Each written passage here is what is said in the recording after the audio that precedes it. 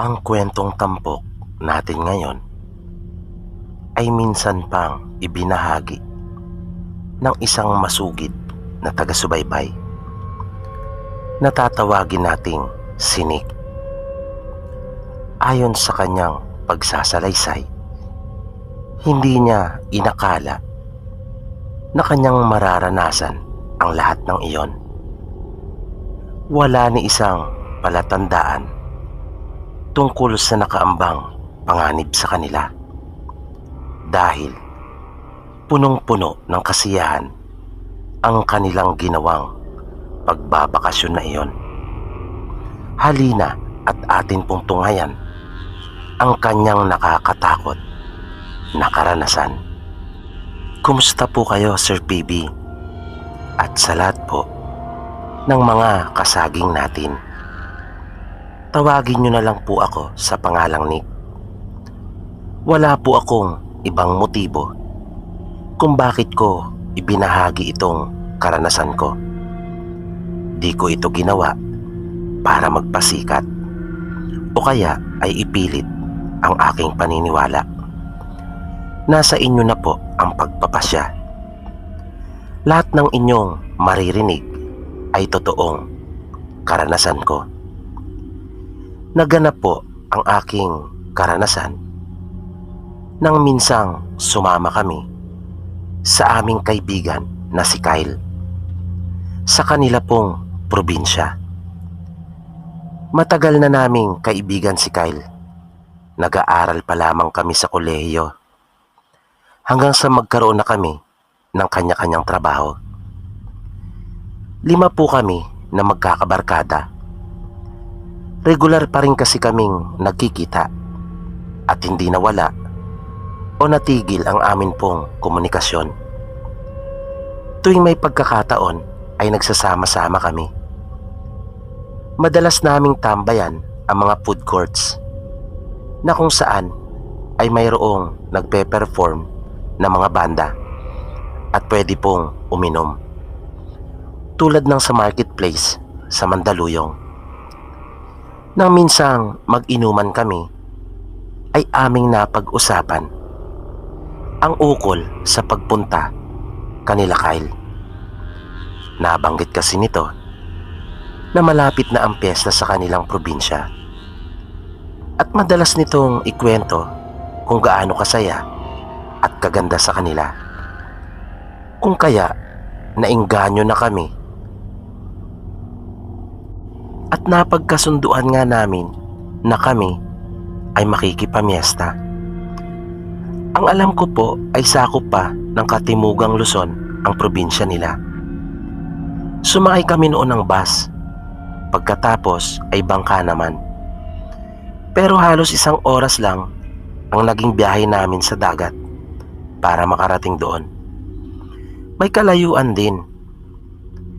Di ko na lang po babanggitin ang mismong lugar bilang pagbibigay respeto na rin sa mga taong naninirahan doon.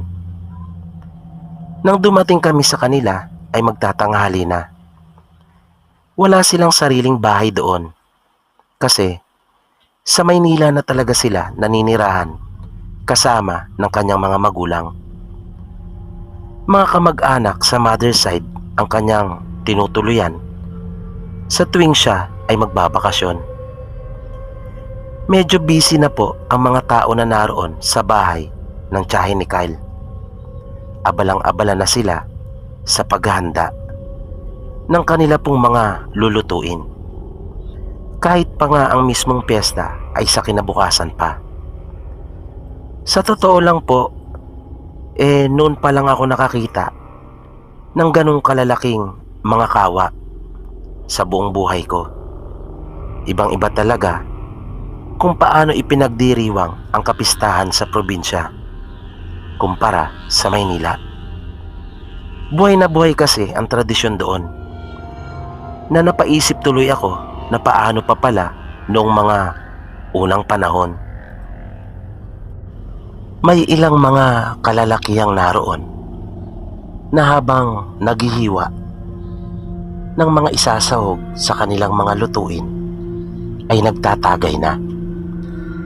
Kinawayan at inaya kami ng mga ito, pero tumanggi kami nila Kyle.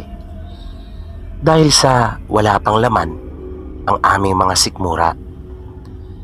Ipinakilala kami ni Kyle sa kanyang mga kamag-anak. Nagtanghalian na kami at saka nanigarilyo sa labas pagkatapos. Habang nagpapahinga, ay ikinuwento sa amin ni Kyle na mayroon silang pinapaliguan na malapit lang roon. Naayon pa sa kanya ay masarap daw maligo doon. At dahil sa mga ignorante pagdating sa kalikasan, kung kaya parang sinisilihan ang mga puwet namin na nagyaya para mapuntahan iyon. Nagpaalam siya sa kanyang tiyahin na nang marinig naman iyon ng kanyang tiyuhin ay pinaalalahanan niya kami na mag-ingat. At hanggat maaari ay huwag kaming masyadong lumika ng ingay kapag kami ay naroon na. Naipagpalagay daw naming mayroong ibang naroon maliban sa amin.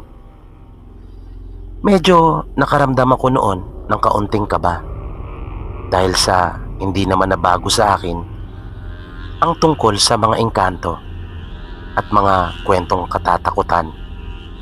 Bagaman hati ang opinyon ko tungkol dito dahil sa hindi ko pa naman ito napatunayan sa aking sarili kung ito nga ay totoo.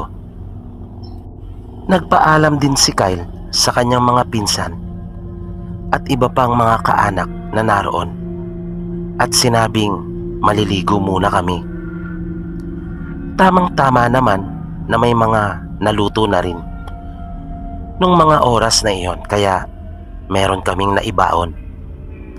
Habang naglalakad ay mayroon kaming nadaanan na isang bahay at may maliit itong tindahan. Nagtanong kami kung may tinda itong alak. Meron naman, kaya bumili kami pati na rin ng sigarilyo. May kalayuan din ang nilakad namin, kaya biniro namin si Kyle na ganun pala ang malapit sa kanila. Pagdating namin doon sa lugar ng paliguan ay humanga talaga kami sa ganda noon. Maraming puno at mga halaman. Tahimik ang lugar na tanging mga ibon lang ang maririnig mo at yung lagaslas ng tubig. Para iyong maliit na falls na may nakalaan talagang lugar sa bandang ibaba na pwedeng paglanguyan. Dahil na rin sa aming kasabikan, kaya naman agad na kaming lumusong sa tubig. Napakalamig noon. Nananginig talaga kami, lalo na kapag sinasabayan iyon ng pag-ihip ng hangin. Mayroon dong isang cottage na sadyang ginawa marahil para sa mga maliligo. Na nung mga oras na iyon ay kami lang talagang magkakaibigan ang naroon. Masaya kaming naligo, para pa nga sa akin ay iyon na siguro ang pinakamasayang outing na naranasan ko. Dahil hindi po talaga matatawaran ang ganda ng lugar. At tulad ng ipinaalaala ng tiyuhin ni Kyle sa amin, ay iniwasan naming lumika ng matinding ingay. Nagumpisa na rin kaming tumagay habang naliligo. Nang magsawa na kami sa paliligo, ay doon na kami nanatili sa maliit na kubo at nag-inuman. Nang mapansin ko po na medyo mababa na ang araw, ay napatingin ako sa aking relo. Mag-aalas 5 na pala. Masaya kami nagkukwentuhan habang nag-iinuman. Ng pagbato ko ng upos ng sigarilyo ay nabigla ako nang makita kong tinamaan sa muka ang pinsang babae ni Kyle. Kaya nagsorry ako. Na nagtaka sila at nagtanong kung bakit. Sinabi ko sa kanila na nandoon ang pinsan ni Kyle na babae. Kaya sumilip din sila. Pagtingin namin ay wala na ito doon, pero sigurado ako na pinsan iyon ni Kyle. Dahil sa nakita ko ito doon sa kanila noong ipinapakilala niya kami. Lumabas pa ako sa cottage pero wala na talaga ito. Kaya Kinantsawan nila akong lasing na. Nang maubos na namin ang pangalawang bote, ay sinimulan na rin naming magligpit. Inihanda na rin namin ang aming mga gamit. Nag-uumpisa ng kumalat ang dilim noong umalis kami doon sa paliguan. Hindi pa kami nakakalayo ay kakaiba na talaga ang pakiramdam ko. Di ko rin po alam kasi hindi naman ako matatakotin, pero noong mga oras na iyon, di ko talaga gusto ang nararamdaman ko. Parang may nakatingin sa amin. Kaya panay ang lingon ko habang naglalakad.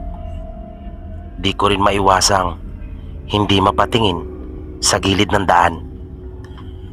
Napakiramdam ko anumang oras ay may lalabas doon at susunggaban kami. Pero mali ako nang naiisip.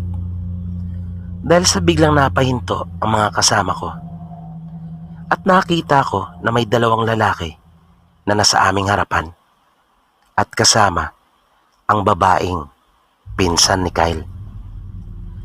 Bumati si Kyle sa mga ito at tinanong kung saan ang kanilang punta, pero hindi sila sumagot. Kaya nagtaka kami nila Kyle. Nagulat kami nang biglang kumilos ang mga ito at nag-iba ng daan. Tinahak nila ang kakahuyan na nasa gilid. Nagkatinginan na lamang kami dahil sa ikinilos na iyon ng pinsan niyang babae at mga kasama nito. Ilang sandali lang ay dumating ang tsuhin ni Kyle na kasama ang panganay na anak. Sinabi nito na kanina pa daw sila nag-aalala para sa amin, kung kaya nagpasya na raw itong sunduin kami. Pagdating namin sa bahay ay patuloy pa rin ang mga tao sa kanilang mga ginagawa. Masayang masaya ang mga ito, lalo na nang makita kaming muli. Marami na ang mga nag-iinuman. Sinabihan nila kaming kumain, pero tumanggi na kami dahil sa mga busog pa. Kung kaya naisip nilang yayain na lamang kami sa isang mesa kung saan naroon ang tsuhin ni Kyle at ilang kaanak na nag-iinom. Madali naming nakagaanan ng loob ang tsuhin ni Kyle dahil sa palabiro din ito. Nang bigla akong matigilan nang makita ko uli ang pinsan na babae ni Kyle at nakatitig ito sa akin. Nakasilip siya sa gilid ng isang bahay. Tatlo po kasi ang bahay na magkakalapit doon at naroon siya banda sa lugar na medyo madilim at hindi gaanong pansin. Titig na titig ito sa akin. Nawala lang ang atensyon ko sa kanya nang kalabitin ako ng isa pa naming kaibigan para sa tagay ko. Nang tingnan ko uli ito ay nananatiling naroon siya na nakatayo at hindi inaalis ang pagkakatitig nito sa akin. Di ko po alam kung ano ang nangyari. Basta ang natatandaan kong sunod na ginawa ko ay nagpaalam ako na iihi na muna at in-excuse ko ang aking sarili na hindi naman ako sa palikuran nila nagpunta, kundi doon sa pinsan ni Kyle. Walang nakapansin sa akin. Nang nasa harapan na niya ako, ang tanging nasabi ko na lamang ay bakit. Hinawakan ako nito sa kamay at marahang hinila palayo. Pagdating namin sa mga puno ng kahoy ay biglang lumabas ang dalawang lalaki na kasama nito kanina. Napalingon ako at natanaw ko pa sila Kyle at ang iba naming kasama. Ilang segundo din ang lumipas na nananatiling tahimik lamang ang tatlo. Nagkatinginan pa muna ang mga ito bago nagsimulang magsalita ang babaeng pinsan ni Kyle. Sinabi nito sa akin na makinig daw akong mabuti sa kanyang sasabihin. Hindi daw biro ang sitwasyon na kinakaharap namin. Nasa panganib daw ang aming mga buhay. Naguluhan ako sa mga narinig ko na sinabi niya. Hindi ako makapaniwala. Pero hinayaan kong magpatuloy pa siya. Dagdag na saad niya, aswang daw ang lahat ng taong naroroon sa handaan. Tinanong pa nga ako nito kung wala ba raw akong napapansin. Na sinabi ko namang wala dahil sa iyon ang totoo. Pinagmadali niya ako. Bumalik na raw ako doon at baka hanapin na nila ako. Sinabi niya sa akin na paniwalaan ko siya. Mamaya na lang daw niya ipapaliwanag ang lahat. Ang mahalaga daw ay makatakas na kami habang may oras pa. At hihintayin daw nila kami. Mag-isip daw ako ng paraan para makaalis. Noon pa lang ako nakaramdam ng ganong katinding takot sa tanang buhay ko.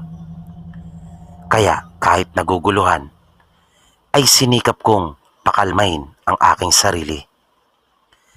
Kailangan kong makagawa ng paraan.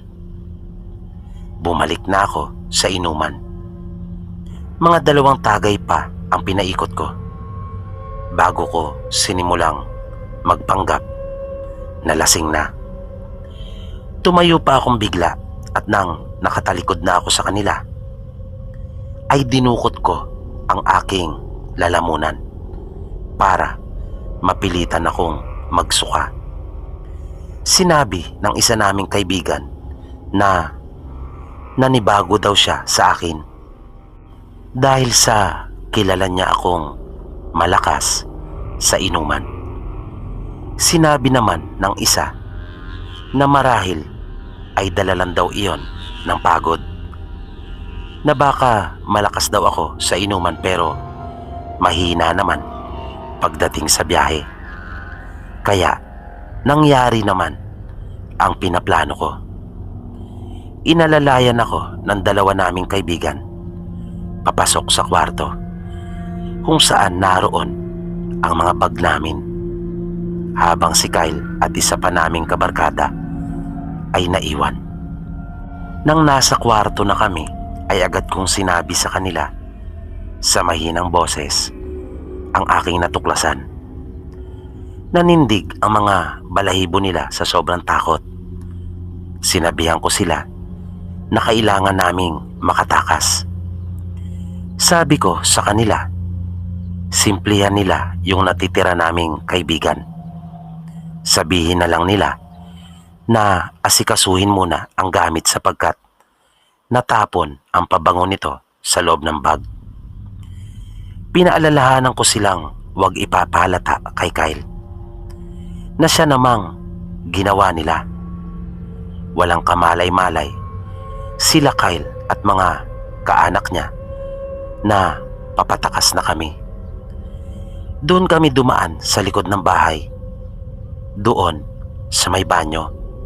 Pero laking gulat namin nang makita kami ni Kyle na kasalukuyang umiihi. Nakita ko kaagad sa mukha niya ang matinding pagtataka. Nang papalapit na ito sa amin, ay tatakbo na sana kami, pero nang marinig namin ang boses niya, ay hindi naman ito nagbago. Kaya tumigil kami. Nagtanong ito sa amin kung saan pupunta. Halatang wala itong kaalam-alam sa mga nangyayari. Sinabi namin sa kanya na mamaya na lang namin ipapaliwanag. Pagdating namin sa kakahuyan, ay naroon pa rin ang pinsan nitong babae na naghihintay. Kasama ang dalawa na nalaman naming noong huli mula rin kay Kyle na mga kapatid pala niya ang mga iyon. Mabilis na naming nilisan ang lugar. Nang medyo nakakalayo na po kami sa kanila, ay narinig po namin na parang nagkagulo ang mga tao na naroon. Nagkaroon po ng tila kumusyon.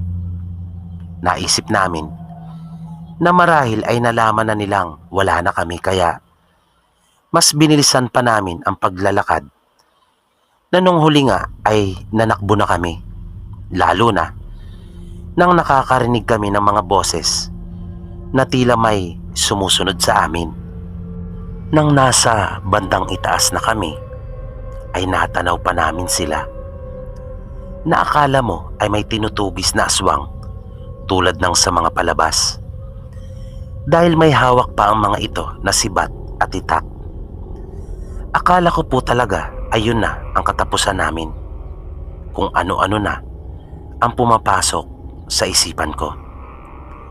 Nang mga oras po na iyon, lumapit ang isang pinsan ni Kyle sa akin. Hinawakan nito ang damit ko at pinunit. Kumuha ito ng kapirasong tela mula doon. Nagulat pa nga ako nang gawin niya iyon. Pagkatapos ay inilagay niya ito sa gilid ng daan at nagpatuloy na kami sa pagtakbo. Pagdating namin sa bahay ng pinsan ni Kyle, ay nakita naming naroon sa may pintuan ang kanilang mga magulang. Bakas sa mukha nila ang matinding pag-aalala, dahil ayaw pala nilang pumunta ang kanilang mga anak doon sa handaan sapagkat delikado. Nagmano si Kyle nang makita ang bunsong kapatid ng kanyang ina, at gayon din sa asawa ng kanyang tiyahin. Nagbigay galang siya sa mga ito. Sabi ng pinsang babae ni Kyle na si Alma, wala naman daw talaga silang balak na magtagal doon, kaya lang nang makita daw nila si Kyle ay nag-alala sila para dito, at gayon na rin sa amin. Tuwing sasapit kasi ang kapistahan ay gumagawa talaga ang mga ito ng paraan para mayroong may alay at mapagsaluhan.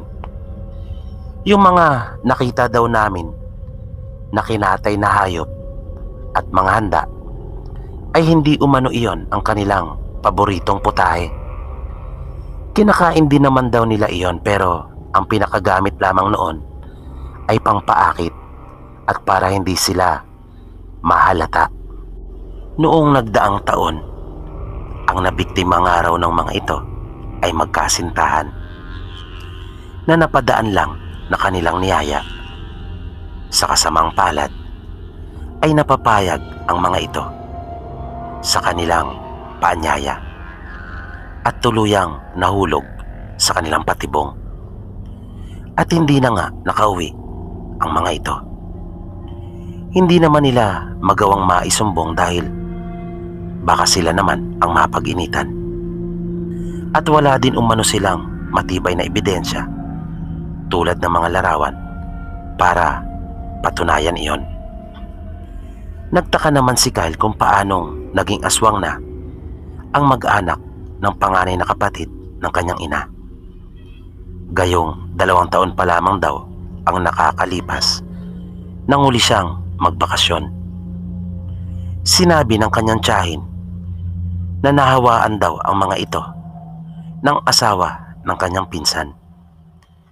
Nang isang bahay pangaraw doon ay bahay na iyon ng mag-anak ng babae na napangasawa ng panganay na anak ng tsuy niya. At silang lahat ay mga aswang. Pagpapatuloy pa na pagpapaliwanag ng tiyahin ni Kyle, sa pagkakaalam nila, kapag tuwing kapistahan ay masumisidi ang pagnanasa ng mga ito na umatake, na lubha silang mga agresibo para kumatay ng tao. Sapagkat kanila umanong isinasabay ang ginagawang ritual sa pagdiriwang ng pista. Halos hindi po kami nakatulog nung gabing iyon. Takot na takot kami. Tinanong ko ang pinsang lalaki ni Kyle kung para saan ang kapirasong tela na pinunit niya mula sa aking damit.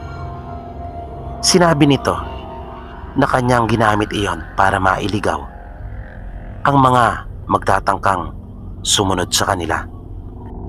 Nang sumikat na ang araw ay nagpaalam na kami sa tiyahin ni Kyle. Inihatid kami ng kanyang mga pinsan sa pantalan kung saan kami sasakay ng bangka. Hindi matapos-tapos ang aming pagpapasalamat kay Alma at sa kanyang dalawang kapatid. At iyan po ang karanasan kong hindi ko malilimutan. Maraming salamat po, Sir PB.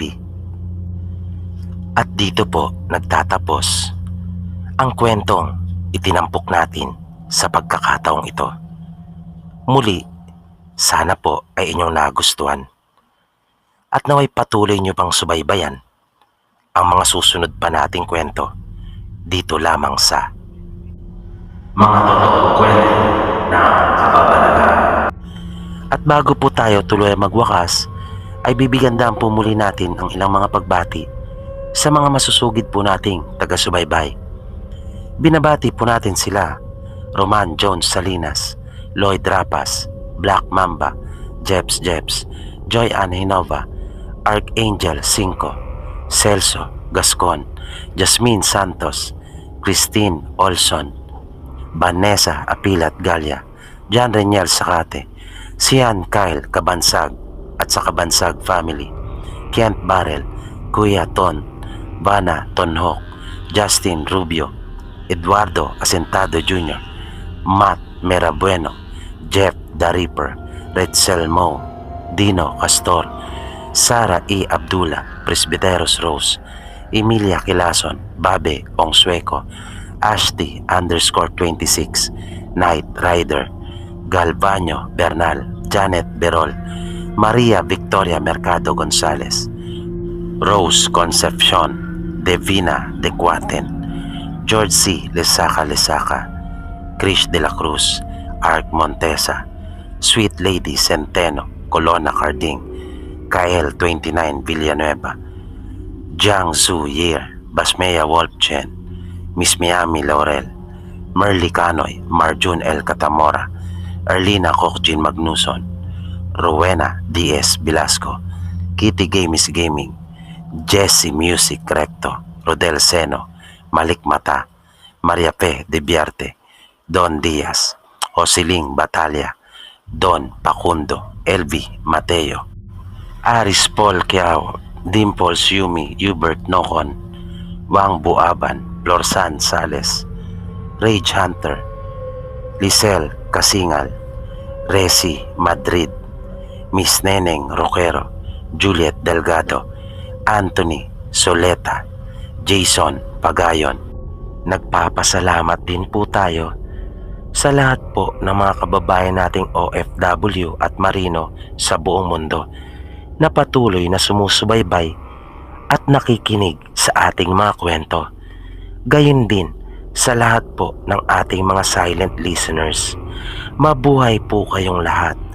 Maraming salamat po at hanggang sa muli.